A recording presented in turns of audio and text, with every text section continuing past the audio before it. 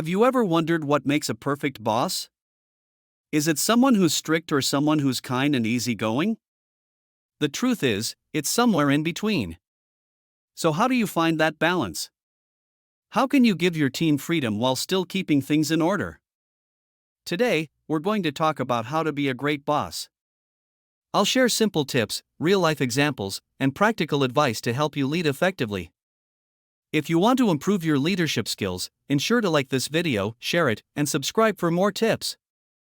Let's get into it. Chapter 1 is titled Know Yourself. To be a good boss, you must first know yourself well. Being self-aware is very important because it determines how you lead other people. I can still clearly remember my first day as a boss. It was a mix of being excited and feeling overwhelmed. In the process of self-reflection, I learned more about my strengths and weaknesses. This helped me build on my skills and get better in the areas where I needed to. You need to have a good understanding of who you are and how you react to things to deal with problems well. For example, if you get stressed out by short deadlines, planning and giving other people work to do can help you deal with your worry better. One of the people on my team was having trouble with their work. While I could have been angry, I took a moment to think about how I could help them more. We were able to turn things around by changing how I did things and giving them more help and tools. This led to better work and a stronger working relationship. The key lessons in this chapter is that regular self-reflection improves decision-making and adaptability. Chapter 2 is titled Communicate Clearly. Communication is one of the most important parts of being a good boss. It's not enough to just talk. You also need to listen and get it. Clear communication keeps everyone on the same page and cuts down on confusion that can cause mistakes and disagreements. For this to work, you need to both give clear directions and listen carefully. If you want to effectively share your vision, set goals, and give feedback, you need to have good communication skills. Let's look at this situation as an example. I learned that people on my team had different ideas about the same job during a project meeting.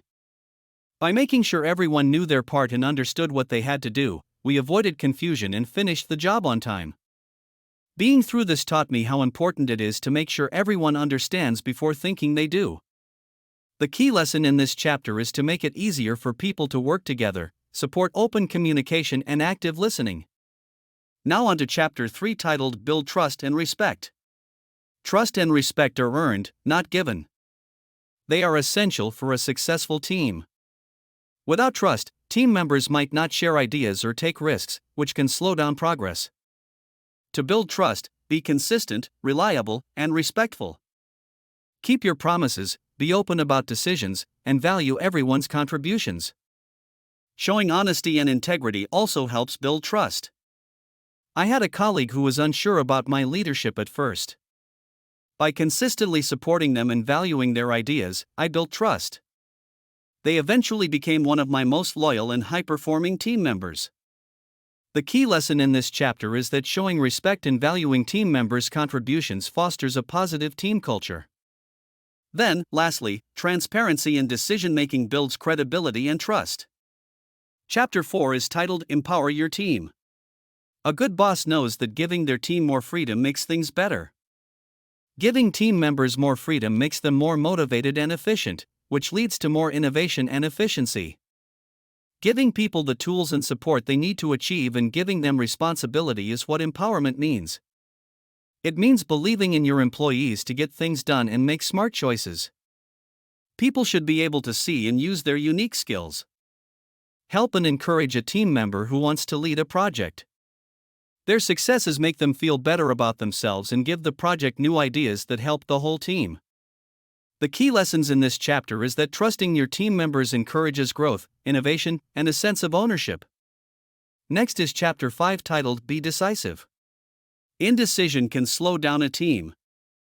As a leader, it's important to make decisions quickly and confidently to keep things moving. Decisive leaders help their teams progress and avoid getting stuck.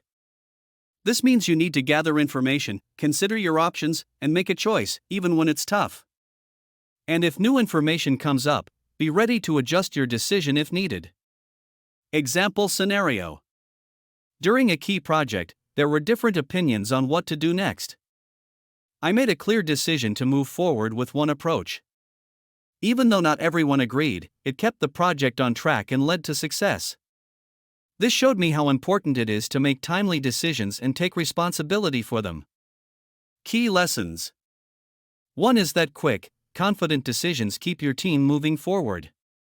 Lastly, be prepared to adjust your choices as new information arises. Chapter 6 is titled Lead by Example.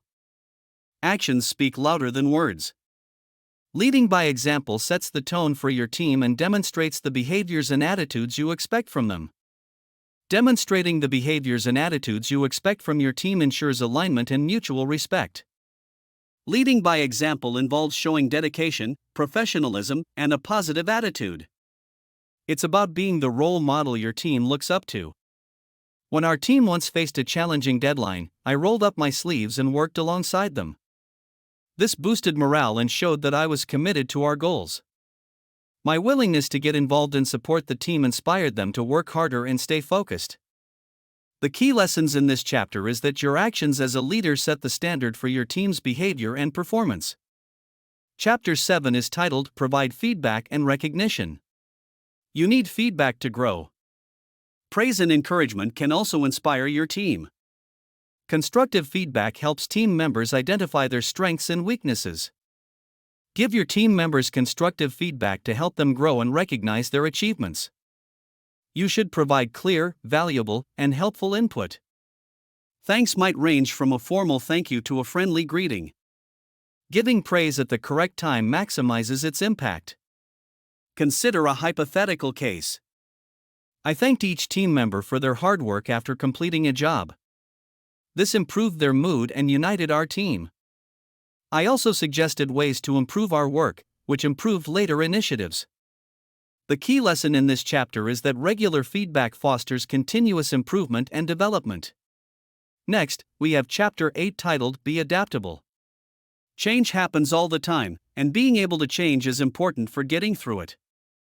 Flexible leaders can quickly change direction and help their teams through uncertainty. You can lead your team through anything if you are adaptable and willing to change. Being able to adapt means keeping up with the news, being open to new ideas, and being ready to change direction when needed. Plus, you need to help your team adjust to changes and get through tough times. An example situation. I kept an open mind and changed the way I led to fit the new environment when our company went through a big reorganization. This helped my team make the change easily and keep working hard even though things were changing. My team was able to accept the new structure and see it as a chance to grow because I was flexible. The key lessons in this chapter is that supporting your team through transitions helps maintain morale and productivity. Lastly, we have Chapter 9 titled Foster a Positive Work Environment. A positive work setting is important for getting work done and being happy at work. An environment that is supportive and positive will help your team do well and stay inspired. Making an environment that is helpful and positive will help your team do well. Open communication, mutual respect, and chances to grow professionally are all signs of a good work atmosphere. It's also about dealing with problems quickly and properly to keep the workplace healthy. Let's look at this example scenario. I implemented regular team building activities and fostered an open door policy. This improved communication and collaboration within the team. When conflicts arose, I addressed them promptly and fairly, which helped maintain a positive and productive work environment. The key lessons in this chapter is that supportive leadership enhances team cohesion and collaboration. And there you have it. Thanks for watching. Don't forget to like and subscribe for more helpful tips. See you next time, and keep aiming high.